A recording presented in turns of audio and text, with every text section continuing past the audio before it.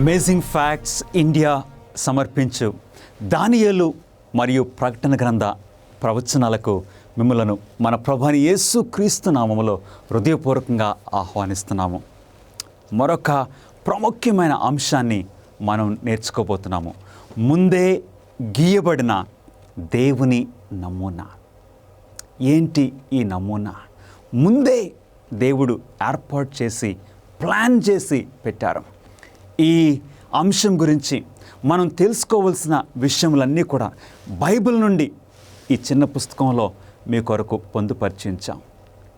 దీనిని పొందాలంటే, ఉచితంగా మీరు పొందాలంటే ఆ నెంబర్కి మీరు ఫోన్ చేస్తే ఈ పుస్తకాన్ని మీకు పంపించడానికి మేము ఎంతో సంతోషంగా ఉన్నాము.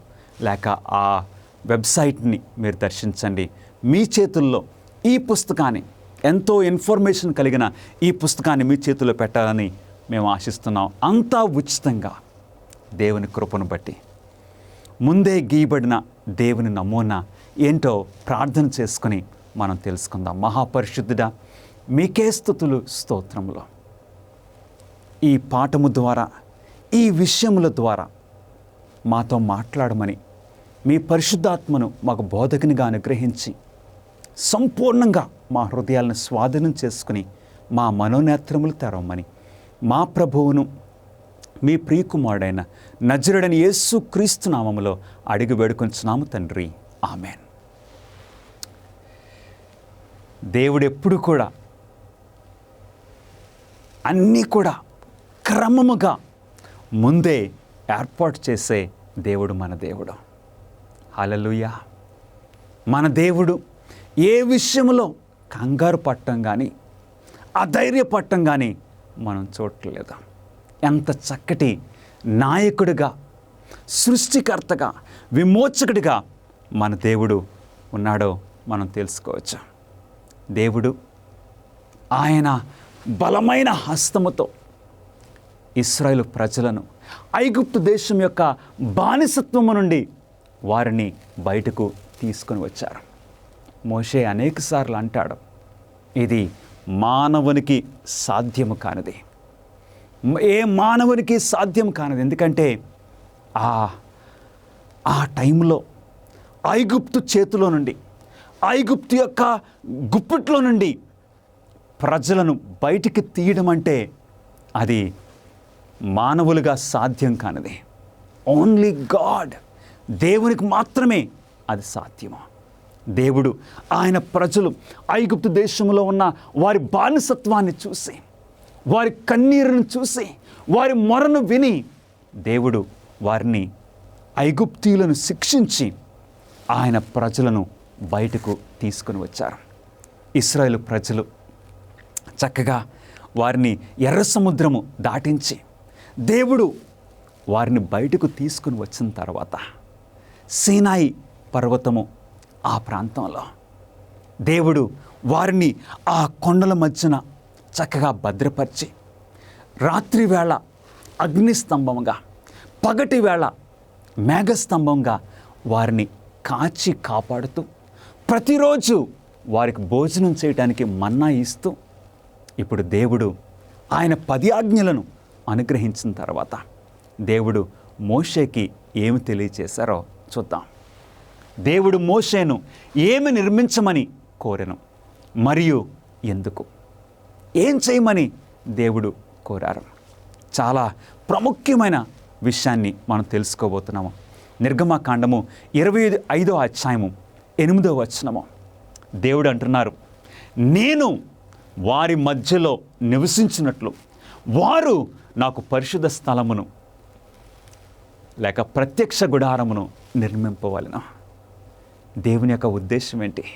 ఈ మాటల ద్వారా దేవుని యొక్క స్వభావాన్ని నువ్వు గుర్తిస్తున్నావా ప్రియ సహోదరుడ, సహోదరి? ఏమంటున్నారు దేవుడు? నేను వారిలో నివసించినట్లు వారు నాకు పరిశుద్ధ స్థలమును నిర్మింపవలెను. అంటే దేవుని యొక్క ఆశ ఏంటి? ప్రతి తల్లి, ప్రతి తండ్రి కూడా వారి కుమారులు, కుమార్తెలు వారి కళ్ళ ముందు ఉండాలని ఆశపడతారు. పిల్లలందరూ కలిసి మాట్లాడుకుంటుంటే తల్లిదండ్రులు కూడా వారి మధ్యలో ఉండాలని మనకు ఆశ ఉండదా? మన సృష్టించిన మన దేవునికి అలాంటి ఆశ ఉండదా? దేవుడు అంటున్నారు, నేను వారి మధ్యలో నివసించాలి, మీ మధ్యలో నేను ఉండాలి. దేవుని ప్రజలు ఆ టైంలో ఆ అరణ్యం ప్రాంతంలో వారు డేరాల్లో, గుడారాల్లో జీవిస్తూ ఉంటే దేవుడు ఏమన్నారో తెలుసండి? నాకు కూడా ఒక గుడారాన్ని నిర్మించండి, నాకు కూడా ఒక గుడారాన్ని నిర్మించండి. అందరూ డేరాల్లో ఉంటే దేవుడు ఒక మంచి పెద్ద భవనాన్ని నిర్మించమని అడగలేదు. ఎందుకంటే దేవుడు ఎప్పుడైనా ఏది మనల్ని అడిగినా అది ఎప్పుడు మనం చేయగలిగిందే, మనకు సాధ్యమైందే దేవుడు మనల్ని అడుగుతారు. ప్రియులరా, ఎంత చక్కటి దేవుడు! మన బలహీనతలను అర్థం చేసుకున్న దేవుడు, మన పరిస్థితిని గ్రహించిన దేవుడు. వారి మధ్యలో నేను నివసించాలి కాబట్టి నాకు ఒక గుడారమును, ప్రత్యక్ష గుడారమును, ఒక పరిశుద్ధ స్థలమును నిర్మించమని దేవుడు మోషేకి సెలవిచ్చారు. తన ప్రజలు ప్రత్యక్ష గుడారము మరియు దాని సేవల నుండి ఏమి నేర్చుకోవాలని దేవుడు ఆశించాడు. దేవుని వాక్యం సెలవిస్తుంది 77వ కీర్తన 13వ వచనము. 77వ కీర్తన 13వ వచనములో, దేవా నీ మార్గము పరిశుద్ధమైనది. అంటే అసలు అర్థం ఏంటో తెలుసండి? దేవా నీ మార్గము పరిశుద్ధమైనది మరియు నీ మార్గము ప్రత్యక్ష గుడారము అందు ఉన్నది. అంటే ఏంటి ప్రియులరా? దేవుని దగ్గరికి చేరే మార్గము ఎక్కడుందో తెలుసా? దేవుని ఆలయంలో ఉన్నది. కొన్ని సంవత్సరాల కిందట మేము ఫిలిప్పీన్స్ దేశంలో ఉంటున్నప్పుడు మా కుమారుడు 4 సంవత్సరాల వయసు అప్పుడు ఒకసారి మేము మనీలా పట్టణానికి ఒక పెద్ద మీటింగ్కి వెళ్ళాం. ఆ మీటింగ్లో 5,000 మంది కంటే ప్రజలు ఉన్నారు. ఆ పెద్ద మీటింగ్లో మా చిన్న కుమారుడు 4 సంవత్సరాల వయసు ఈ బిడ్డ తప్పిపోయాడు. తప్పిపోయినప్పుడు మేము వెతుక్కుంటున్నాం.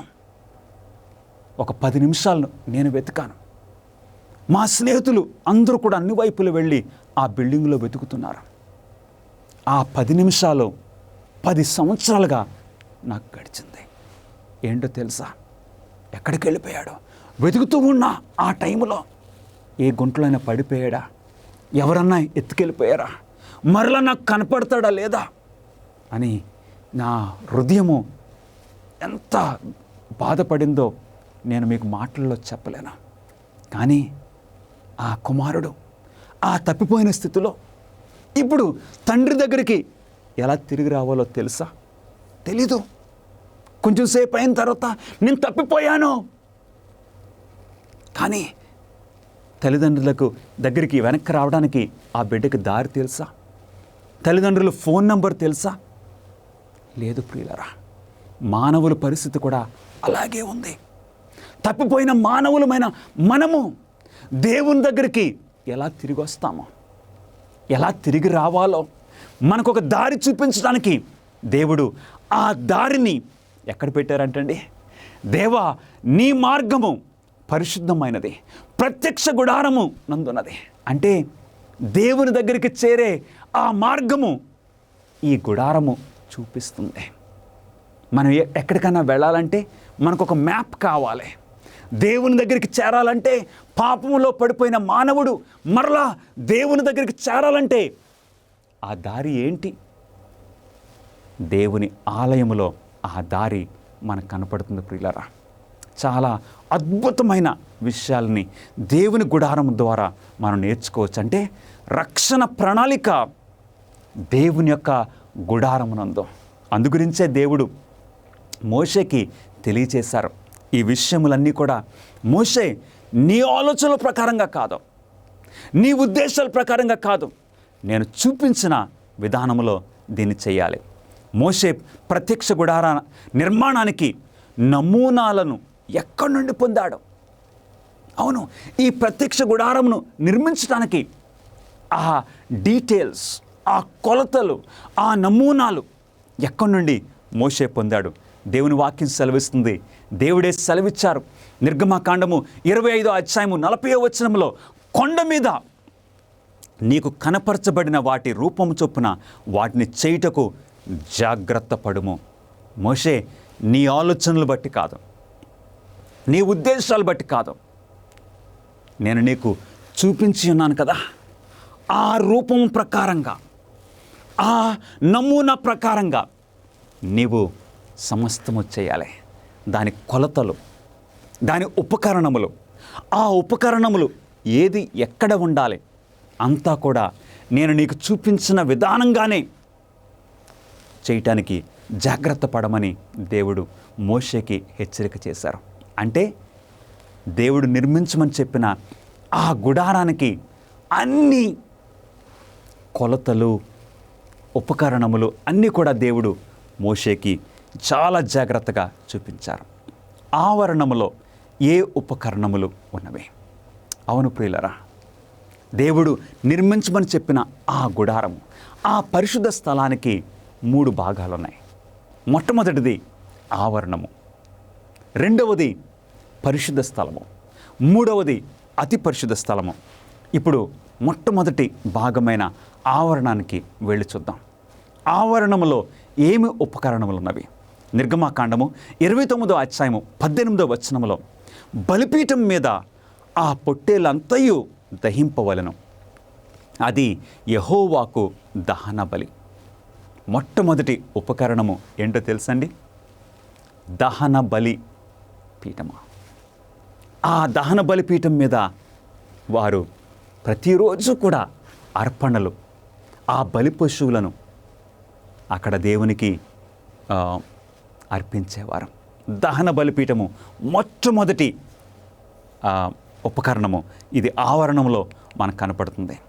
అటు తర్వాత ఈ మొట్టమొదటి ఈ దహన బలిపీఠాన్ని మనం దాటి ఇంకొంచెం ముందుకు వెళ్తే ఏం కనపడుతుందో తెలుసండి? నిర్గమకాండము 30వ అధ్యాయము 17-18 వచనములు, కడుగుకొనుటకు నీవు ఇత్తడితో దానికొక గంగాళమును, ఇత్తడి పీటను చేసి ప్రత్యక్షపు గుడారమునకు బలిపీఠమునకు నడుమ దానిని ఉంచి నీళ్లతో నింపవలెను. గమనిస్తున్నారా ప్రియులరా? ఇప్పుడు రెండవ ఉపకరణం ఏంటి? ఇత్తడి గంగాళము. అంటే ఎందుకు ఇత్తడి గంగాళము? అందులో ఏముంటుంది? నీళ్లు ఉండేవి. ఎందుకంటే యాజకులు ఆ పరిశుద్ధ స్థలంలోనికి వెళ్ళకముందు వారు చేతులు, పాదములు కడుక్కోవలసి ఉంటుంది. ఎందుకంటే దహన బలిపీఠం దగ్గర గొర్రెపిల్లను వధించేవారు. ఆ బలి పశువులను వధించి వాటిని దహించేవారు. ఇప్పుడు దేవాలయంలోనికి వెళ్ళవలసి వచ్చినప్పుడు వారి చేతుల్ని, పాదాలని శుభ్రంగా కడుక్కోవాలి. ఆ ఇత్తడి గంగాళములో నీళ్లుండేవి. గమనిస్తున్నారా ప్రియులరా? మొట్టమొదటి ఉపకరణం ఏంటండి? దహన బలిపీఠము. రెండవ ఉపకరణం ఏంటి? గంగాళము. దహన బలిపీఠము దేనికి గుర్తుగా ఉందో తెలుసా? మన ప్రభు అయిన యేసుక్రీస్తు వారి యొక్క శిలువ మరణానికి. అవును, ప్రభు అయిన యేసుక్రీస్తు వారు శిలువపై నీ కొరకు, నా కొరకు మరణించారు, ఒక బలి పశువుగా. అవును ప్రియులరా, దేవాలయం దగ్గరికి నీవు నేను వచ్చినప్పుడు మొట్టమొదటిగా మనకు కనపడేది ఏంటో తెలుసా? ఆ దహన బలిపీఠము. ఆ దహన బలిపీఠం మీద అలా చూస్తే ఆ బలి పశువు వధింపబడి అది దహించబడుచు ఉంటుంది. అంటే యేసుక్రీస్తు వారి యొక్క శిలువ మరణము మనకు జ్ఞాపకం వస్తుంది. ప్రభువైన యేసుక్రీస్తు వారు ఏమన్నారు? నేనే మార్గము, సత్యము, జీవమునై ఉన్నాను. ప్రభువైన యేసుక్రీస్తు వారు సెలవిచ్చారు, నా ద్వారా తప్ప తండ్రి యొద్దకు ఎవ్వరు కూడా రాలేరు. అంటే ఒక పాపి తండ్రి దగ్గరకు రావాలంటే ఎవరి ద్వారా? యేసుక్రీస్తు ద్వారా. అందుగురించే ఈ దేవాలయం దగ్గరకు, అంటే దేవుని దగ్గరికి మనం రావడానికి ఇష్టపడినప్పుడు మనల్ని మొట్టమొదటిగా కలుసుకునేది ఎవరో తెలుసా? మన ప్రభువైన యేసుక్రీస్తు వారు. ఆ దహన బలిపీఠము మన ప్రభువైన యేసుక్రీస్తు వారి యొక్క ఆ శిలువ మరణానికి గుర్తుగా ఉంటుంది. ఇప్పుడు రెండో ఉపకరణము ఆ గంగాళము. ప్రియులరా, పరిశుద్ధ స్థలములో ఏ 3 ఉపకరణములు వస్తువులు ఉన్నవే? ఇప్పుడు ఆవరణము నుండి మనం లోపలికి పరిశుద్ధ స్థలంలోకి వెళ్ళినప్పుడు ఆ పరిశుద్ధ స్థలంలో 3 ఉపకరణములు ఉన్నవే. మొట్టమొదటిది, సన్నిధి బల్ల మీద నీలి బట్టను పరిచి దాని మీద గిన్నెలను, ధూపార్తులను, పాత్రలను, అర్పణ పాత్రలను ఉంచవలెను. నిత్యముగా ఉంచవలసిన రొట్టెలను దాని మీద ఉండవలెను. ఇప్పుడు పరిశుద్ధ స్థలంలోకి వెళ్ళగానే ఆ దక్షిణ వైపున మనకు కనపడేది ఆ సముఖపు సన్నిధి రొట్టెల బల్ల. అంటే ఆ బల్ల మీద 12 రొట్టెలు పెట్టేవారు. ఈ 12 రొట్టెలు దేవునికి 12 గోత్రములకి సూచనగా ఉన్నవి. అంటే ఈ 12 రొట్టెలు పరిశుద్ధ స్థలములో ఉండటం వలన దాని అర్థం ఏంటో తెలుసా? దేవుడు ఎల్లప్పుడూ కూడా ఈ 12 గోత్రముల ఇశ్రాయేలు ప్రజలను ఎల్లప్పుడూ దేవుని సన్నిధిలో వారు జీవిస్తున్నారు. దేవుడే వారిని పోషిస్తున్నారు, దేవుడే వారిని కాపాడుతున్నారన్న ఆ విషయము వారికి జ్ఞాపకము చేసేది. తర్వాత ఇంకొక ప్రక్క దక్షిణ వైపున మనం చూస్తే, నీవు అహరోనుతో నీవు దీపములను వెలిగించినప్పుడు ఆ 7 దీపముల వెలుగు దీపవృక్షమునకు ముందు పడినట్లు వాటిని వెలిగింపవలనని చెప్పమనెను. అవును, ఇంకొక ఉపకరణం ఏంటండి పరిశుద్ధ స్థలములో? సన్నిధి బల్ల లేక సముఖపు రొట్టెల బల్ల. రెండవది దీపవృక్షము. మేలిమి బంగారముతో చక్కగా మంచి ఆ యొక్క నకిషి పనిగా దేవుడు చేయించారు. ఆ దీపవృక్షము చాలా అందంగా ఉండేది. అందులో ఒలీవ నూనెతో ఆ దీపాలని వెలిగించేవారు. దీపవృక్షము. అటు తర్వాత ఇక 3వ ఉపకరణము పరిశుద్ధ స్థలములో మొట్టమొదటిది ఆ సన్నిధి రొట్టెల బల్ల, తర్వాత దీపవృక్షము. ఇప్పుడు 3వది ధూపవేదిక. మరియు ధూపము వేయుటకు నీవు ఒక వేదికను చేయవలను, తుమ్మకర్రతో దాన్ని చేయవలను. ఇక యాజకులు వచ్చి అక్కడ ధూపము వేసేవారు. ఇది పరిశుద్ధుల ప్రార్థనలకు గుర్తుగా ఉంటుంది. ప్రియులారా, ఎంత అద్భుతంగా దేవుడు ఏ ఉపకరణము ఎక్కడ ఉండాలి, ఆ కొలతలు అన్నీ కూడా దేవుడే ఏర్పాటు చేశారు. 6వ ప్రశ్న, ఏ ప్రత్యేక వస్తువు అతి పరిశుద్ధ స్థలములో ఉన్నది? ఇప్పుడు మనము ఆవరణమును చూసాము, దహన బలిపీఠము, తర్వాత గంగాళము చూసాము. అటు నుండి పరిశుద్ధ స్థలంలోనికి వచ్చాము. పరిశుద్ధ స్థలంలో సన్నిధి రొట్టెల బల్ల, తర్వాత దీపవృక్షము, అటు తర్వాత దహన ధూప వేదికను మనం చూసాము. ఇప్పుడు పరిశుద్ధ స్థలమును దాటి ఇప్పుడు లోపలికి 3వ భాగము అతి పరిశుద్ధ స్థలానికి మనం వెళుతున్నాము. అతి పరిశుద్ధ స్థలములో ఒకే ఒక్క ఉపకరణము ఉన్నది, చాలా ప్రత్యేకమైన వస్తువు. అదేంటో దేవుని వాక్యం సెలవిస్తుంది. నిర్గమాకాండము 26వ అధ్యాయము 34వ వచనములో, అతి పరిశుద్ధ స్థలములో సాక్ష్యపు మందసము మీద కరుణాపీఠము ఉంచవలెను. వావ్! అతి పరిశుద్ధ స్థలములో అక్కడ మందసము దేవుడు ఏర్పాటు చేశారు. ఆ మందసము పైన 2 దూతలు వారి యొక్క ముఖములు క్రిందకి చూస్తున్నట్లు, వారికి రెక్కలు, ఒక రెక్క పైకి ఒక రెక్క క్రిందకు ఉన్నట్లు కనపడుతుంది. ఆ 2 దూతల మధ్యలో ఏముందండి? కరుణాపీఠము ఉంచవలెను. కరుణాపీఠం అంటే దేవుని యొక్క సింహాసనానికి గుర్తుగా ఉంది. ఆ 2 దూతల మధ్యన అంటే దేవుని సింహాసనానికి ఇరువైపులా 2 కెరూబులు ఉన్నట్లు మనం గమనిస్తూ ఉన్నాము. ఆ కెరూబులు అలా క్రిందికి చూస్తున్నారు. ఆ కరుణాపీఠము మీదకి వారు చూస్తూ ఉన్నారు. ఎందుకు అలా చూస్తున్నారు తెలుసా? వారు ఆశ్చర్యపోతున్నారు. దేని గురించి వారు ఆశ్చర్యపోతున్నారు? దేవుడు మానవుల పట్ల ఎంత ప్రేమ, ఈ దేవాతి దేవునికి ఈ మానవుల పట్ల ఎంత ప్రేమ దేవుడు చూపిస్తున్నారు అనే ఆ ఆశ్చర్యాన్ని ఆ 2 దూతలు, ఆ 2 కెరూబులు, ఆ 2 దూతలు మాత్రమే కాదు, పరలోకములో ఉన్న దూతలందరూ కూడా మానవునికి దేవునికి మధ్యనున్న ఈ ప్రేమ, ఈ సంబంధాన్ని చూసి ఆశ్చర్యపోతున్నట్లు మనం గమనిస్తున్నాము. ఇప్పుడు మందసము లోపల ఏమున్నది? అతి పరిశుద్ధ స్థలములో ఉన్న ఆ ఒక్క ప్రత్యేకమైన వస్తువు ఆ మందసము. ఆ మందసము ఒక పెట్టెలాగా ఉన్నది. ఆ మందసములో లోపల ఏమున్నదో చూడాలని మీకు ఆశగా ఉన్నదా ప్రియులరా? ఏమున్నదో తెలుసా? నిర్గమకాండము 25వ అధ్యాయము 20-21 వచనాల్లో, నీవు ఆ కరుణాపీఠమును ఎత్తి ఆ మందసం మీద ఉంచవలెను, నేను నీకిచ్చు శాసనములను ఆ మందసములో ఉంచవలెను. గమనిస్తున్నారా ప్రియులరా?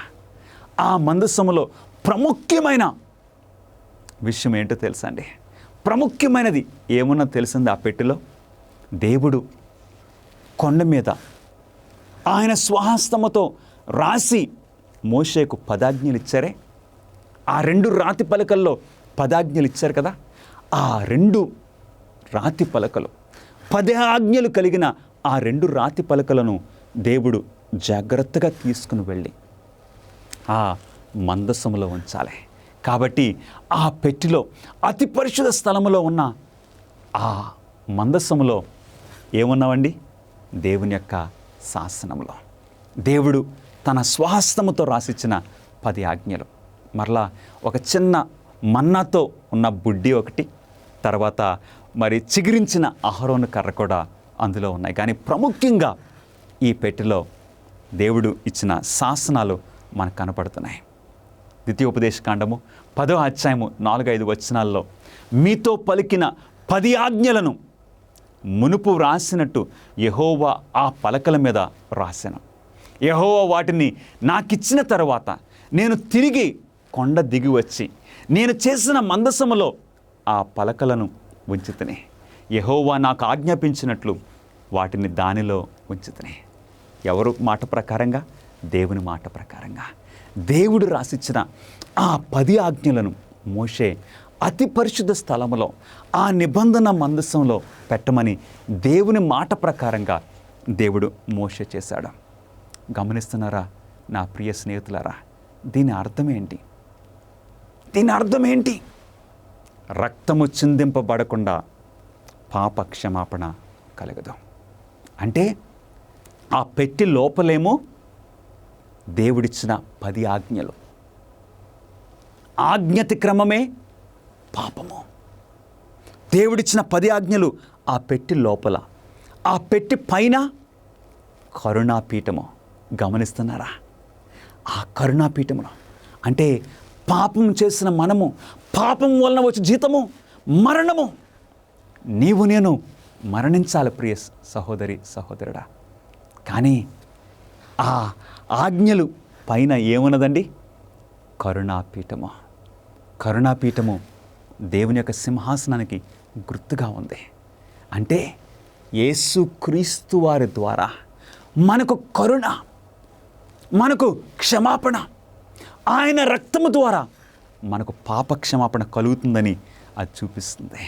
మత్తయి సువార్త 26వ అధ్యాయము 28వ వచనంలో ఇది నా రక్తము అనగా పాప క్షమాపణ నిమిత్తము అనేకుల కొరకు చిందింపబడుచున్న నిబంధన రక్తము. అందుకే ఆ మందసానికి పేరేంటండి? నిబంధన మందసము. అవును ప్రియులరా, మనమందరం పాపం చేసిన వారమే, ఆ 10 ఆజ్ఞలను మీరిన వారమే. అందుకు మన గురించి దేవుడు కరుణాపీఠము, కరుణ, వాత్సల్యత, క్షమాపణ దేవుడు మన కొరకు, నీ కొరకు ప్రత్యేకంగా నా కొరకు ఏర్పాటు చేశారు. విచ్ఛిన్నమైపోయినటువంటి ప్రపంచంలో దేవుని యొక్క ప్రణాళిక ప్రవచనాల ద్వారా మీరు తెలుసుకోవాలని కోరుతూ ఉన్నారా? ఆచరణాత్మకమైనటువంటి గొప్ప సవాళ్లను మీరు ఎదుర్కోవాలనుకుంటే మిమ్మల్ని ఉత్తేజపరుస్తున్నాం, ఉత్సాహపరుస్తున్నాం. అమేజింగ్ ఫ్యాక్ట్స్ వారు బైబిల్ చదువుకునేటువంటి గైడ్స్ మీ కొరకై 27 పుస్తకాలను మీకు అనుగ్రహిస్తున్నారు. అద్భుతమైనటువంటి గ్రాఫిక్స్ ద్వారా మీరు అర్థం చేసుకోవడానికి నేరుగా మీకు సమాధానం దయచేస్తూ ఉన్నారు. ప్రతి చదువుకునేటువంటి ఈ గైడ్ ద్వారా బైబిల్లో సరైన సమాధానం గ్రహించుకోగలరు. మీ జీవితంలోని ప్రాముఖ్యమైన ప్రశ్నలకు సమాధానం ఇస్తుంది. ఏ విధంగా మీరు సంబంధాన్ని పెంచుకోగలరు, ప్రభువైన యేసుక్రీస్తు వారు ఎప్పుడు రాబోతూ ఉన్నాడు, ఇంకా ఎన్నో విషయాలను తెలుసుకోవచ్చు. భవిష్యత్తులో ఈ యొక్క విలువైన విషయాన్ని కోల్పోకండి. మీ జీవితాన్ని రూపాంతరపరుస్తూ ఉన్నాయి అమేజింగ్ ఫ్యాక్ట్స్ వారు ఇచ్చేటువంటి బైబిల్ చదువుకునే పుస్తకం. ఇవి మీకు ఇంగ్లీష్ లోను, హిందీ, తమిళ్, తెలుగులో మీకు లభిస్తూ ఉన్నాయి. వేచి ఉండకండి, వెంటనే మీ యొక్క స్టడీ గైడ్స్ ను ఇప్పుడే ఆర్డర్ చేయండి. AFTV.in అనేటువంటి మా వెబ్సైట్ ని సంప్రదించి వెంటనే పొందండి. 8వ ప్రశ్న, పాపము నిమిత్తము జంతువులను బలి ఇచ్చినప్పుడు పాపమునకు ఏమి జరిగెను? అవును, ఆ గుడారము దగ్గర బలి పశువులను వధించేవారు. ఆ బలి పశువులను వధించినప్పుడు పాపానికి ఏం జరుగుతుంది? ఒక పాపి వచ్చి ఒక బలి పశువును, ఒక గొర్రెపిల్లను వధించినప్పుడు ఏం జరుగుతుందో దేవుని వాక్యం మనకు సెలవిస్తుంది. లేవీకాండము 1వ అధ్యాయము 4వ వచనములో, అతడు దహన బలిగా అర్పించు పశువు తల మీద తన చెయ్యి ఉంచవలెను. అతని నిమిత్తము ప్రాయశ్చిత్తము కలుగునట్లు అది అతని పక్షమున అంగీకరింపబడును. అతడు యెహోవా సన్నిధిని ఆ కోడెదూడను వధించవలెను. ఏం జరుగుతుంది? ఒక వ్యక్తి పాపం చేసినప్పుడు ఒక బలి పశువును తీసుకొని రావాలి. ఆ బలి పశువును తీసుకొని వచ్చి దేవాలయం దగ్గర తీసుకొని రావాలి. ఆ బలి పశువు మీద చేతులు ఉంచి తన పాపాన్ని ఒప్పుకోవాలి. ఒప్పుకున్న తర్వాత ఆ పాపి ఆ బలి పశువును వధించాలి. అంటే ఏం జరుగుతుందో తెలుసండి? ఇక్కడ ఒక పాపి దాని మీద ఆ బలి పశువు మీద చేతులుంచి పాపాన్ని ఒప్పుకున్నప్పుడు పాపము ఈ పాపి నుండి ఆ బలి పశువు మీదకి బదిలీ అవుతుంది, ట్రాన్స్ఫర్ అవుతుంది. గమనిస్తున్నారా? మన పాపములను బట్టి మన ప్రభువైన యేసుక్రీస్తు వారు శిక్షించబడ్డారు, వధించబడ్డారు. ఒకరోజు యోహాను అన్నాడు, ఇదిగో లోక పాపములను మోసుకొని పోవు దేవుని గొర్రెపిల్ల. ఆయన ఏ పాపం చేయలేదు, కానీ ఆయన ఏ పాపము చేయకపోయినప్పటికీ నీ కొరకు, నా కొరకు ఆయన వధింపబడి ఉన్నారు. ఆ గుడారములో వధింపబడిన ఆ బలి పశువు మన ప్రభువైన యేసుక్రీస్తు వారికి సూచనగా ఉన్నది. నా ప్రియ సహోదరి, సహోదరుడా, అందుగురించి ఇప్పుడు ఏం జరుగుతుంది? ఆ వ్యక్తికి పాపక్షమాపణ కలుగుతుంది. ఒకసారి ఆ బలి పశువును తీసుకుని వచ్చి ఆ పాపి చేతులుంచి పాపాన్ని ఒప్పుకున్న తర్వాత ఆ బలి పశువును వధించిన తర్వాత ఇప్పుడు పాపము బదిలీ అయిందని మనం తెలుస్తూ ఉన్నాము. ఇప్పుడు ఆ పాపి ఇక చక్కగా ఇంటికి వెళ్ళిపోవచ్చు. పాపము పోయిన వానిగా, పాపము కడగబడిన వ్యక్తిగా ఇంటికి వెళ్ళొచ్చు. జనాంగం అంతటి కొరకు బలి పశువును అర్పించినప్పుడు పాపమునకు ఏమీ జరిగను. ఇప్పుడు ఇశ్రాయేలు సమాజం అంతా కూడా పాపం చేస్తే వారి అందరి పాపానికి ఒక కోడె దూడను వధించాలి. వధించినప్పుడు ఏం జరుగుతుంది? యాజకుడు ఏం చేస్తారో తెలుసండి? ఆ యాజకుడు ఆ రక్తములో ఆ బలి పశువును వధించిన తర్వాత ఇప్పుడు యాజకుడు ఆ రక్తాన్ని ఒక గిన్నెలో తీసుకోవాలి. ఆ రక్తాన్ని తీసుకున్న తర్వాత యాజకుడు ఏం చేస్తున్నాడు? ఆ యాజకుడు ఆ రక్తములో తన వేలు ముంచి అడ్డతెర వైపున యెహోవా సన్నిధిని 7 మార్లు దాన్ని ప్రోక్షించవలెను. అవును, ఇప్పుడు ఏం జరుగుతుంది? ఆ పాపము ఇప్పుడు ఎక్కడికి వెళ్ళిందండి? ఆ సమాజం నుండి అందరూ వారు చేసిన పాపము ఇప్పుడు ఎక్కడికి బదిలీ అయింది? దేవాలయంలో ఉన్న పరిశుద్ధ స్థలానికి, అతి పరిశుద్ధ స్థలానికి మధ్యలో ఉన్న ఆ తెరకు బదిలీ అయింది. గమనిస్తున్నారా? Transfer of sin. యేసు మన కొరకు ఏ 2 ప్రత్యక్ష గుడారపు చిహ్నాలను లేక గుర్తులను నెరవేర్చాడు. అవును, గమనిస్తున్నారా ప్రియులరా? మన ప్రభువైన యేసుక్రీస్తు వారు మొట్టమొదటిగా కొరింథీయులకు రాసిన మొదటి పత్రిక 5వ అధ్యాయము 7వ వచనములో క్రీస్తు అను మన పస్కా పశువు మన కొరకు వధింపబడిన. గమనిస్తున్నారా? ఆ గుడారము దగ్గర వధింపబడిన ప్రతి బలి పశువు ఎవరికి గుర్తుగా ఉన్నదండి? నీ రక్షకుడు, నా రక్షకుడైన మన ప్రభువైన యేసుక్రీస్తు వారికి గుర్తుగా ఉన్నారు. మన పస్కా పశువు, మన పస్కా బలి అర్పణైన మన ప్రభువైన యేసుక్రీస్తు వారికి. ఎందుకంటే నిజంగా ఆ గొర్రెలను వధించడం వలన పాపక్షమాపణ రావడం లేదు. ఆ గొర్రె ఎవరికి చిహ్నంగా ఉన్నది? మన ప్రభువైన యేసుక్రీస్తు వారికి. నేను మరణించవలసిన స్థానంలో ఆయన నా కొరకు మరణించారు. ఒక దేవుడు పాపి అయిన నా కోసం మరణించటమా? ఎంత అద్భుతమైన విషయము గురించి ఈ బైబిల్ బోధిస్తుంది. ఎంత ప్రేమ మన ప్రభువైన యేసుక్రీస్తు వారు మన పట్ల వ్యక్తపరిచారు. శాశ్వతమైన ప్రేమ.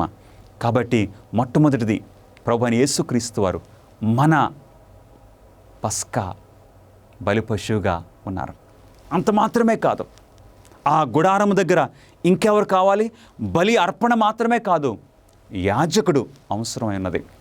హెబ్రీయులకు రాసిన పత్రిక 4వ అధ్యాయం 14వ వచనంలో ఆకాశ మండలము గుండా వెళ్ళిన దేవుని కుమారుడైన యేసు అను గొప్ప ప్రధాన యాజకుడు మనకున్నాడు. హల్లెలూయా! మన ప్రధాన యాజకుడు మన ప్రభువైన యేసుక్రీస్తు వారు. యేసుక్రీస్తు వారు కేవలము బలి పశువు మాత్రమే కాదు, ఆయన పస్కా గొర్రెపిల్ల మాత్రమే కాదు, ఆయన మన ప్రధాన యాజకుడు కూడాను. హల్లెలూయా!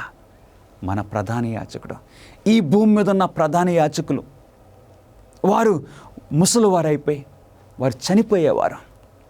అవును, తర్వాత ఇంకొక ప్రధాన యాజకుడు రావాలి. కానీ మన ప్రధాన యాజకుడైతే ఆయనకి మరణం లేదు. నిత్యము నీ కొరకు నా కొరకు విజ్ఞాపన చేయడానికి మన ప్రభువైన యేసుక్రీస్తు వారు ఎల్లప్పుడూ జీవిస్తూ ఉన్నారు. ఈ భూమి మీద ఉన్న ఆ ప్రధాన యాజకులైతే వారు పాపులే. వారు పాపం చేసినప్పుడు వారి పాపాలకి ముందు పాప క్షమాపణ పొందిన తర్వాత ఇతరుల కొరకు వారు విజ్ఞాపన చేయవచ్చు. కానీ మన ప్రధాన యాజకుడైన మన ప్రభువైన యేసుక్రీస్తు వారు ఏ పాపమును కూడా చేయలేదు. అంటే ప్రధాన యాజకులలో శ్రేష్ఠుడు మన ప్రభువైన యేసుక్రీస్తు వారు. ఆయన మన బలి పశువు మాత్రమే కాదు, మన ప్రధాన యాజకుడు కూడా. మన ప్రియ స్నేహితులారా, యేసు మనకు ఇచ్చిన నీతి గురించి బైబిల్ ఏ 6 అద్భుతమైన వాగ్దానాలను ఇస్తుంది. 6 అద్భుతమైన వాగ్దానాలను బైబిల్ ఇస్తుంది. మొదటి యోహాను 1వ అధ్యాయం 9వ వచనం చాలా ప్రాముఖ్యమైన మాటలు. మన పాపములను మనము ఒప్పుకొనని ఎడల ఆయన నమ్మదగిన వాడును నీతిమంతుడును కనుక ఆయన మన పాపములను క్షమించి సమస్త దుర్నీతి నుండి మనలను పవిత్రులుగా చేయను. ఎప్పుడైతే మన పాపాలను ఒప్పుకుంటామో, అవును ప్రియులరా, ఆయన నమ్మదగిన వాడు, ఆయన నీతిమంతుడు, వెంటనే మన పాపాలను క్షమించి సమస్త దుర్నీతి నుండి మనల్ని పవిత్రులుగా చేస్తారు. ఈరోజు నీ పాపం గురించి నువ్వు బాధపడుతున్నావా? ఆ పాప భారము మోయలేక నీవు నలిగిపోతున్నావా? ప్రియ సహోదరుడా, సహోదరి, అది ఏ పాపమైనా సరే ప్రభువైన యేసుక్రీస్తు వారు నీతిమంతుడు, నమ్మదగినవాడు. నీ పాపములను క్షమించి సమస్త దుర్నీతి నుండి నిన్ను విడుదల చేయడానికి ఇష్టపడుతున్నారు. ఆ 6 వాగ్దానాల్లో మనం చూద్దాం. మొట్టమొదటిది, ఆయన మన గత పాపములను తన నీతితో కప్పి మనలను నిర్దోషులుగా ఎంచెను. హల్లెలూయా. ప్రతి పాపమును, నిజంగా పాపం అనేది చాలా బరువుగా ఉంటుంది. ఒక పాపం చేసినప్పుడు ఎన్నో బస్తాల బరువు మన భుజాల మీద పెట్టినట్లు మనకు అనిపిస్తుంది. కానీ మన గత పాపములను తన నీతితో కప్పి మనల్ని నిర్దోషులుగా మన ప్రభువైన యేసుక్రీస్తు వారు ఎంచుతారు. ఈరోజు ఆ పాప భారం నుండి నీవు బయటికి రావచ్చు ప్రియ సహోదరుడా, సహోదరి. ఆ విమోచన, ఆ విడుదల మన ప్రభువైన యేసుక్రీస్తు వారి ద్వారా నీవు పొందొచ్చు. మనలను దేవుని స్వరూపంలోనికి పునరుద్ధరించనని యేసు వాగ్దానం చేశాను. మన పాపాలని ఆయన మనల్ని క్షమించడం మాత్రమే కాదు, ఏంటో తెలుసండి, మన పాపాలని క్షమించి మనల్ని ఆదిలో దేవుడు ఆయన స్వరూపంలో మనల్ని సృష్టించుకున్నారు.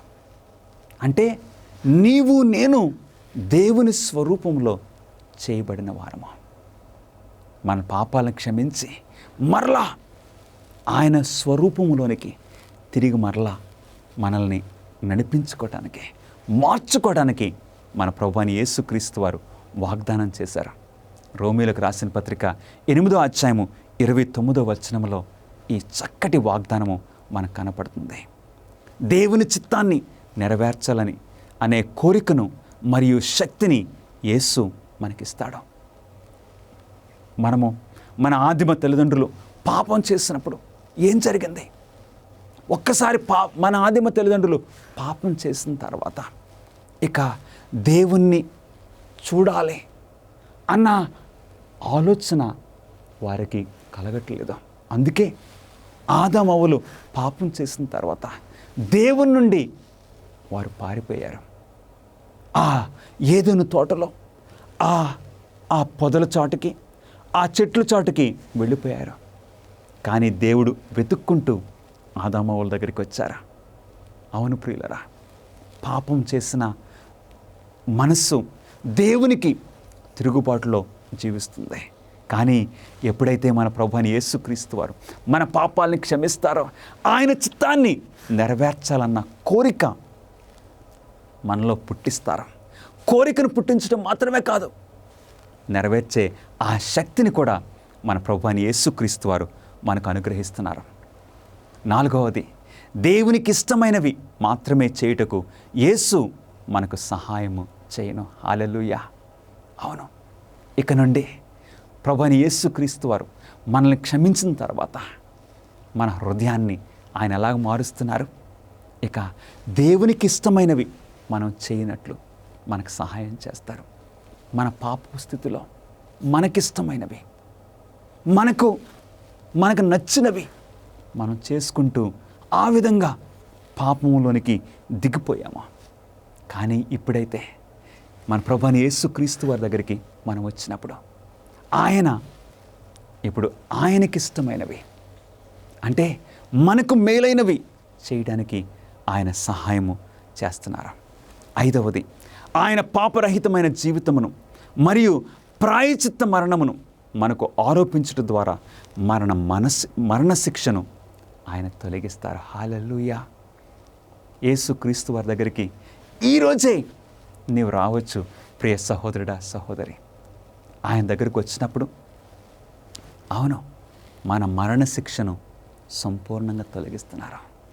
ఎందుకంటే క్రీస్తునందున్నవారు ఒక నూతన సృష్టిగా మార్చబడుతున్నారు. అలాంటి ఆ నూతన అనుభవము కలగాలని నీవు ఆశపడుతున్నావా? అవును, ఆ పాప భారము నుండి విడుదల అవ్వాలని నీకు ఆశ కలుగుతుందా? ఒక క్రొత్త జీవితాన్ని నేను జీవించాలి అని నీకు ఆశ కలుగుతుందా? యేసుక్రీస్తు వారి ద్వారా నీకు నాకు కలుగుతుంది. ఆ మరణశిక్షను ఆయన తొలగిస్తున్నారు, మనల్ని బయటకు నడిపిస్తున్నారు. ఆయన తిరిగి వచ్చే వరకు మనలను నమ్మకంగా ఉంచుటకు సహాయపడు బాధ్యతను యేసు స్వీకరించిన. ఎంత అద్భుతమో ప్రియ సహోదరుడా, సహోదరి. ఆయన తిరిగి వచ్చే వరకు మనకు సహాయం చేయడానికి. అంటే యూదా రాసిన పత్రిక 24వ వచనములో తొట్టిల్లకుండా నిన్ను కాపాడుటకు, అంత మాత్రమే కాదు, నేను నిర్దోషిగా తండ్రి ఎదుట నిలబెట్టుటకు ఆయన సమర్థుడని యూదా రాసిన పత్రిక 1వ అధ్యాయం 24వ వచనం తెలియజేస్తుంది. ఎంత చక్కటి దేవుడు నీకు నాకు ఉన్నారు. మనకి సహాయం చేయటానికి బాధ్యత తీసుకుంటున్నారు. తండ్రి ఎదుట మనల్ని నిలబెట్టడానికి. ఈ రోజున నీతిమంతుడగుటకు ఒకడు చేయవలసిన పని ఏదైనా ఉన్నదా? అవును, నేను నీతిమంతుడిగా అవ్వాలని నాకు ఆశ కలుగుతుంది. నీవు నీతిమంతులుగా అవ్వాలని నీకు ఆశ కలుగుతున్నప్పుడు మనం చేయవలసింది ఏదైనా ఉన్నదా? దేవుని వాక్యం సెలవిస్తుంది. మత్తయి సువార్త 7వ అధ్యాయము 21వ వచనము, ప్రభువా ప్రభువా అని నన్ను పిలుచు ప్రతివాడును పరలోక రాజ్యములో ప్రవేశింపడు గాని పరలోకమందున్న నా తండ్రి చిత్త ప్రకారము చేయువాడే ప్రవేశించును. అవును, కేవలం ప్రభువా ప్రభువా అనేవారు పరలోక రాజ్యంలో ప్రవేశించరు. కానీ ఎవరైతే దేవుని చిత్తాన్ని నెరవేరుస్తారో, దేవుని చిత్త ప్రకారంగా జీవిస్తారో అట్టివారు పరలోక రాజ్యంలో ప్రవేశిస్తారు. దేవుని చిత్తం అంటే ఏంటి? దేవుని చిత్తం అంటే ఏంటి? దేవుని చిత్తం అంటే దేవుడు తన చిత్తాన్ని ఆ కొండ మీద 2 రాతి పలకల మీద దేవుడు మోషేకి రాసిచ్చారు. ఏంటది? 10 ఆజ్ఞలు. దేవుని చిత్తము ఏంటి? దేవుని యొక్క 10 ఆజ్ఞలు. గమనిస్తున్నారా ప్రియులరా? దేవుని చిత్తం ఏంటి నీ జీవితంలో? ఆయన తప్ప వేరొక దేవుడు నీకు ఉండకూడదు. నీ జీవితంలో దేవుని చిత్తం ఏంటి? విగ్రహారాధన చేయకూడదు. నీ జీవితంలో దేవుని చిత్తం ఏంటి? దేవుని నామాన్ని వ్యర్థంగా ఉచ్చరింపకూడదు. నీ జీవితంలో దేవుని చిత్తం ఏంటి? విశ్రాంతి దినమును పరిశుద్ధంగా ఆచరించటము, తల్లిదండ్రులను సన్మానించటము. దేవుని చిత్తం ఏంటి? నరహత్య చేయకూడదు, దొంగిలకూడదు, వ్యభిచరింపకూడదు, అబద్ధ సాక్ష్యము పలుకకూడదు. గమనిస్తున్నారా? నీ పొరుగు వాందేది కూడా ఆశించకూడదు. దేవుని చిత్తము మన జీవితాల్లో ఏంటో తెలుసా? దేవుని ఆజ్ఞలను మనం కైకొనుచు దేవుని చిత్తాన్ని నెరవేర్చు వారంగా ఉండాలి. ఎవరైతే దేవుని చిత్తాన్ని నెరవేరుస్తారో అట్టివారు పరలోక రాజ్యంలో ప్రవేశిస్తారు. ఎందుకంటే ఆజ్ఞలను అతిక్రమించువారు దేవుని రాజ్యంలో ఎలా ప్రవేశించగలరు? ఎందుకంటే పాపము దేవుని సన్నిధిలో ఉండలేదు కదా ప్రియులారా. గమనిస్తున్నారా? మన ప్రభువైన యేసుక్రీస్తు వారు మన పాపములను బట్టి, మన అతిక్రమములను బట్టి అతడు గాయపరచబడను, అతడు నలుగొట్టబడను. అందుగురించి ఇప్పుడు యేసుక్రీస్తు వారిని అంగీకరించిన ప్రతి ఒక్కరూ కూడా దేవుని చిత్తాన్ని నెరవేరుస్తూ ఉన్నట్లు దేవుడు పిలుస్తూ ఉన్నారు. 13వ ప్రశ్న, ప్రాయశ్చిత్త దినమున ఏమీ జరిగను? అవును, ప్రతిరోజు ఆ దేవాలయం దగ్గర అక్కడ అర్పణలు అవి జరిగేవి. కానీ సంవత్సరానికి ఒకసారి ప్రాయశ్చిత్త దినము అని ఉండేది. ఆ ప్రాయశ్చిత్త దినమున ఏం జరిగేది? లేవికాండము 16వ అధ్యాయం 30వ వచనము, ఏలయనగా మీరు యెహోవా సన్నిధిని మీ సమస్త పాపముల నుండి పవిత్రులగునట్లు ఆ దినమున మిమ్ము పవిత్రపరచునట్టు మీ నిమిత్తము యాజకుడి చేత ప్రాయశ్చిత్తము చేయబడను. అంటే సంవత్సరానికి ఒకసారి ప్రధాన యాజకుడు మాత్రమే అతి పరిశుద్ధ స్థలంలోనికి ప్రవేశించడానికి అవకాశం ఉంటుంది. సంవత్సరానికి ఒక్కసారి మాత్రమే ప్రధాన యాజకుడు మాత్రమే అతి పరిశుద్ధ స్థలంలోనికి ప్రవేశించాలి. అది ఎప్పుడు? పాప ప్రాయశ్చిత్త దినమున. అది ప్రతి సంవత్సరము 7వ నెల 10వ దినమున వచ్చేది. అప్పుడు ఇక ఇశ్రాయేలుల సమస్త పాపములు నుండి ఇక వారు పవిత్రపరచునట్లు దేవుడు ఆ ప్రాయశ్చిత్త దినమును ఏర్పాటు చేశారు. గమనిస్తున్నారా? పురాతన ప్రాయచిత్తార్థ దినము భవిష్యత్తులో జరగబోవు పరలోకపు ఆలయ పవిత్రీకరణను సూచించినదా? అవును. ఆ సంవత్సరానికి ఒకసారి వచ్చే ఆ పాపపు ప్రాయచిత్త దినము దేనికి గుర్తుగా ఉందో తెలుసా? దేవుని వాక్యం సెలవిస్తుంది. హెబ్రీయులకు రాసిన పత్రిక 9వ అధ్యాయము 23వ వచనంలో, పరలోకముందున్న వాటిని పోలిన వస్తువులు ఇట్టి బలుల వలన శుద్ధి చేయబడవలసి ఉండెను, కానీ పరలోక సంబంధమైనవి వీటికంటే శ్రేష్టమైన బలుల వలన శుద్ధి చేయబడవలసి ఉండెను. ఈ భూమి మీద సంవత్సరానికి ఒకసారి 7వ నెల 10వ దినమున ఆ దేవాలయం యొక్క పవిత్రత దినముగా దేవుడు ఏర్పాటు చేశారు. ఆ రోజున ప్రత్యేకంగా దేవుని గొర్రె పిల్లని, ఒక దేవుని మేకని, ఆ పశువును, ఆ బలి పశువును వధించి, ఆ వధించడం ద్వారా దేవాలయము శుద్ధీకరణ చేయబడేది. అలాగే లోక పాపములన్నిటినీ కూడా మరి మానవులంగా మనందరం చేసిన పాపాల నుండి మనల్ని శుద్ధీకరించడానికి మన ప్రభువైన యేసుక్రీస్తు వారు పరలోకంలో ఆయన పరలోకపు గుడారమును పరిశుద్ధపరుస్తున్నారు. మీరు అడగొచ్చు, పరలోకపు గుడారము ఎవరు అపవిత్రపరిచారు? ఏంటో తెలుసా ప్రియులరా? ఈ భూలోకంలో ఉన్న గుడారము సంవత్సరం అంతా ఆ ప్రజలు వారి పాపాలు ఒప్పుకున్నప్పుడు ఎక్కడికి బదిలీ అయ్యేవి? దేవాలయానికి, ఆ గుడారానికి ట్రాన్స్ఫర్ అయ్యేవి సంవత్సరం అంతా. అప్పుడు సంవత్సరానికి ఒక రోజున ఆ గుడారాన్ని పవిత్రపరిచేవారు. అలాగే మనము మన పాపాలను ఒప్పుకున్నప్పుడల్లా ఇప్పుడు మన పాపాలు ఎక్కడికి ట్రాన్స్ఫర్ అవుతున్నాయి? పరలోకపు గుడారంనకు. మరి పరలోకపు గుడారం కూడా మన పాపములను బట్టి అపవిత్రపరచబడింది కదా. మరి పరలోకపు గుడారము ఎలా పవిత్రపరచబడుతుంది? దేవుని వాక్యం ఏం సెలవిస్తుంది? శ్రేష్టమైన బలుల వలన శుద్ధి చేయబడవలసి ఉండెను. శ్రేష్టమైన బలి వలనే పరలోకపు గుడారము పవిత్రపరచబడుతుంది. మరి ఆ శ్రేష్టమైన బలి ఏంటి? మన ప్రభువైన యేసుక్రీస్తు వారు. హల్లెలూయా! మన ప్రభువైన యేసుక్రీస్తు వారు, ఆయన నిష్కలంకమైన రక్తము, అది శ్రేష్టమైన బలి అర్పణ. ప్రియులరా, ఈ రోజున మన ప్రభువైన యేసుక్రీస్తు వారు నిన్ను నన్ను పిలుస్తూ ఉన్నారు. ఆయన నిన్ను నీతిమంతునిగా మార్చడానికి, అవసరమైన అద్భుతాలను చేయనట్లు నీ జీవితాన్ని పూర్తిగా యేసు చేతికి అప్పగించడానికి నీవు సిద్ధంగా ఉన్నావా? ఈరోజు మన ప్రభువైన యేసుక్రీస్తు వారు, మన రక్షకుడు, మన ప్రభువు నిన్ను నన్ను పిలుస్తూ ఉన్నారు.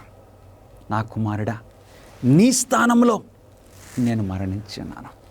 నా కుమార్తె, నీ స్థానములో నా ప్రాణాన్ని అర్పించాను. మరి మనం ఏం చేయాలి? ఇప్పుడు ఆయనను రక్షకుడిగా మనం స్వీకరించినప్పుడు ఏమవుతుంది? మనం పొందవలసిన శిక్ష ఆయన పొంది ఉన్నారు. కాబట్టి మనకి విమోచన, మనకి విడుదల, క్రీస్తునందు మనకి రక్షణ. ఎంత గొప్ప విషయమో! ఇట్టి భాగ్యమును మరలా నీతిమంతులంగా నీవు నేను అవడానికి అవకాశం ఉన్నది.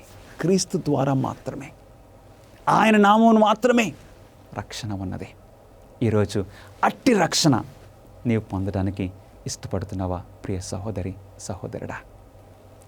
క్రీస్తుకును నిన్ను వేరు చేసే ఆ పాపం ఏంటి? రోజు ఆ పాపాన్ని ఒప్పుకొని, ఆ పాప పరిస్థితిని ఒప్పుకొని, క్రీస్తు ద్వారా నీవు నీతిమంతుడుగా, నీతిమంతురాలుగా అవడానికి నీకు కృప యేసుక్రీస్తు వారు అనుగ్రహించడానికి ఇష్టపడుతూ ఉన్నారు. అట్టి కృపను స్వీకరించడానికి నీవు ఇష్టపడుతున్నావా? ఈరోజు ప్రార్థన చేసుకుందాం. మహాపరిశుద్ధుడైన మా తండ్రి, మా నిమిత్తము మాతో నివసించడానికి మీరు ఇష్టపడుచున్నందుకు మీకు స్తోత్రములు. మోషే ద్వారా ఒక చక్కటి గుడారమును, పరిశుద్ధ స్థలమును నిర్మించమని చెప్పిన గొప్ప దేవ, ప్రేమగల తండ్రి, మీకు స్తుతులు స్తోత్రములు. మా పాపముల నిమిత్తము ఒక రక్షణ ప్రణాళికను మీ ప్రియకుమారుని ద్వారా మీరు ఏర్పాటు చేసి మాకు బయలుపరిచినందుకు మీకు స్తుతులు స్తోత్రములు చెల్లించుకుంటున్నాము. మరలా మేము పవిత్రులంగా అయ్యే ఈ భాగ్యము కొరకు మీకు స్తోత్రములు. ఈరోజు మా పాపములు క్షమించి మీ రాజ్యమునకు వారసులుగా మమ్మల్ని ముద్రించుకోమని మా ప్రభువును మీ ప్రియకుమారుడైన నజరుడైన యేసుక్రీస్తు నామములో అడిగి వేడుకొంచున్నాం తండ్రి, ఆమేన్. మా ప్రార్థనా బృందము మీ ప్రత్యేక ప్రార్థనా విన్నపాలను స్వీకరించి మీకోసం ప్రార్థన చేయడానికి సిద్ధంగా ఉన్నాము. దయచేసి స్క్రీన్ మీద కనిపించే ఫోన్ నెంబర్కి కాల్ చేయడానికి ఆలస్యం చేయకండి. లేక మీ ప్రార్థన విన్నపములను prayer@aftv.in అనే అడ్రస్కు ఈమెయిల్ చేయమని కోరుచున్నాను.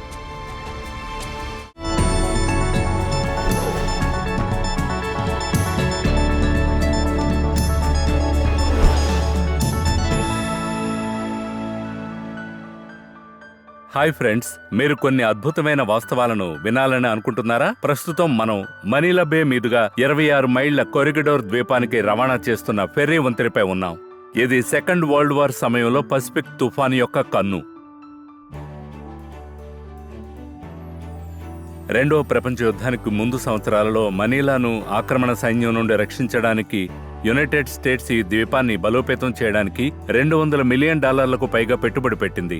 ఇక్కడ కొరిగిడోర్లో పోరాటం ఎంత తీవ్రంగా ఉందో తెలుసుకోవడానికి మీరు చేయాల్సిందల్లా ఒకప్పుడు అమెరికన్ మరియు ఫిలిపినో సైనికులకు ఆశ్రయం కల్పించిన ఈ బాంబు దాడులకు గురైన సైనిక స్థావరాలను చూడడం.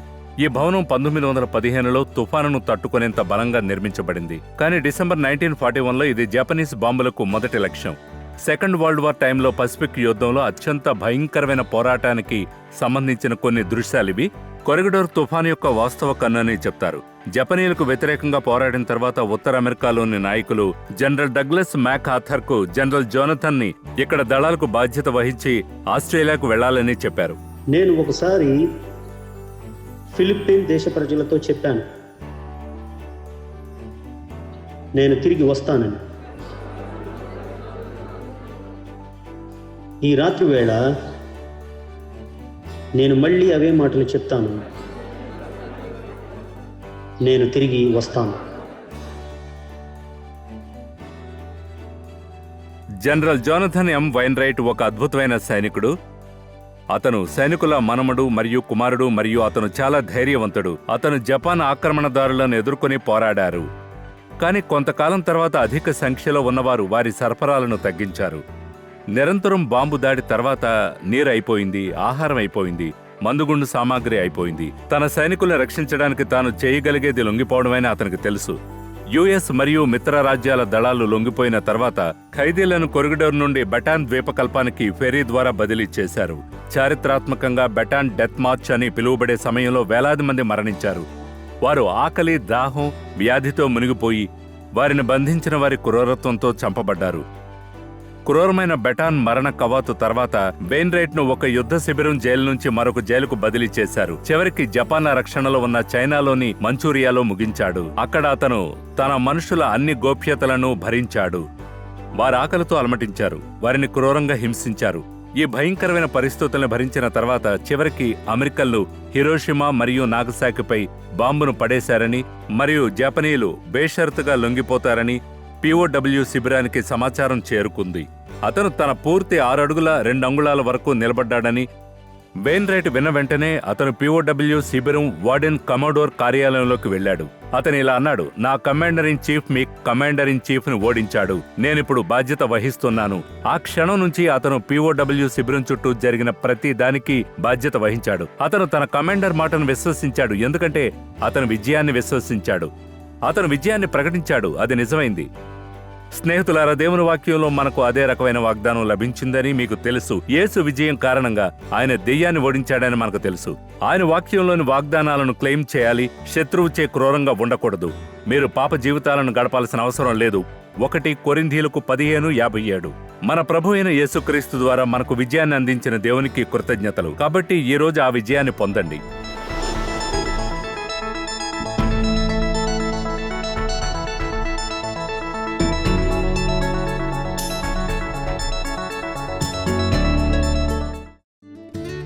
సరదాగా చదవటం చేయటం లాంటివి మీకు ఇష్టమా?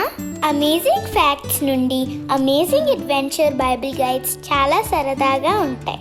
ఎందుకంటే మీరు బైబిల్ గురించి నిజంగా మంచి విషయాలు నేర్చుకుంటారు. ప్రతి పుస్తకం ఎంతో రంగురంగులుగా మరియు సరదా పజిల్స్ మరియు ప్రశ్నలతో నిండి ఉంటుంది.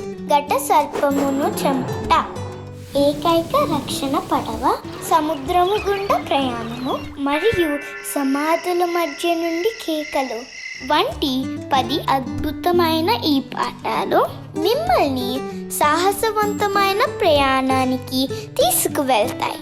నేను చాలా నేర్చుకున్నాను. ఇది ఇంగ్లీష్లో మాత్రమే అందుబాటులో ఉంటాయి. ఈ రోజే మీ తల్లిదండ్రులకు ఈ పూర్తి సెట్ ఆర్డర్ చేయమని చెప్పండి. క్రీస్తు తిరిగి వచ్చినప్పుడు ఎలా ఉంటుందో మీరు ఎప్పుడైనా ఆలోచించారా? అమేజింగ్ ఫ్యాక్ట్స్ తో సౌందర్యమైన దృశ్యాంతాలతో నుండిన 50 పేజీల మ్యాగజైన్ మీకు అందిస్తున్నాం. తిరిగి త్వరగా రానున్న ఆయన రెండవ రాకడ గురించి ప్రధానాంశాల గురించి పుస్తకం మాట్లాడుతుంది. రాస్తే రాకడా లేదా రహస్యంగా కొనిపోవడం అంటే ఏమిటి? ఈ పుస్తకం తీర్పు గురించి 1,44,000 మంది గురించి వారు ఎవరు, ఇది 1000 ఏళ్ల గురించి నూతనం చేయబడిన భూమి గురించి మాట్లాడుతుంది. ఈ పుస్తకంలో చక్కగా పొందుపరచబడ్డాయి. మీరు చదివి ధ్యానించి మీ స్నేహితులకు కూడా పంపండి. ఈ రోజే మీ కాపీని ఆర్డర్ చేయడానికి దర్శించండి bookstore.aftv.in.